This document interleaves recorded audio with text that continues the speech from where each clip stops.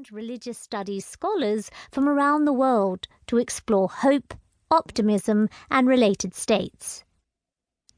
Although investigations of hope once lay at the periphery of analytic philosophy, there is growing interest in different facets of the subject.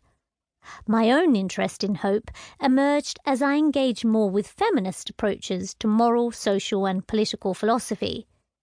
Feminist perspectives have helped to make visible the ways in which persistent, widespread, and multifaceted forms of oppression structure certain individuals' lives, oppressions based not only on gender, but also on race, class, sexual orientation, disability, and other features of social difference. Oppression is commonly theorized as a type of structural or social injustice that confines, restricts, or immobilizes people in virtue of their membership in certain social groups. As Marilyn Frye famously argues, the experience of oppression is analogous to that of a bird locked away in a cage.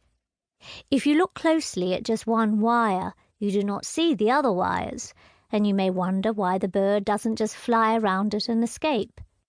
To understand that the bird is caged in, you must step back and look at the cage macroscopically. Only then does it become obvious that the bird is caught within a network of systematically related barriers and forces. Taking a macroscopic perspective involves a shift in focus from the individual to the collective and institutional. We might ask, how is a particular moral injury connected to and facilitated by a broader system of oppression? For example, how is the murder of a particular Indigenous woman in Canada connected to the systemic injustice of widespread missing and murdered Indigenous women, girls, and Two-Spirit people? Or how is the suicide of an LGBTQ+ youth connected to the systemic injustice of suicides by LGBTQ+ youth? And how has structural oppression led to this devastating pattern? Taking a step back to examine moral problems macroscopically is necessary to understand and address oppression, but it can be as discouraging as it can be enlightening for the moral agent who does so. Shifting one's perspective so that one can better see just how pervasive and often hidden these injustices are may cause the moral agent to doubt whether oppression will ever be eliminated.